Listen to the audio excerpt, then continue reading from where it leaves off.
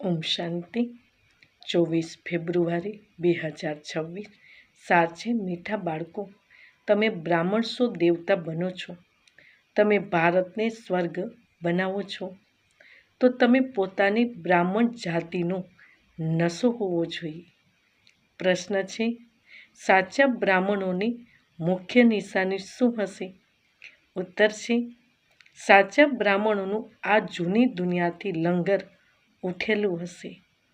તે જાણે આ દુનિયાનો કિનારો છોડી ચૂક્યા. બીજું, સાચા બ્રાહ્મણ તે જે હાથેથી કામ કરે અને બુદ્ધિ સદા બાપની યાદમાં રહે, અર્થાત કર્મયોગી હોય. ત્રીજું, બ્રાહ્મણ અર્થાત કમલ પુષ્પ સમાન.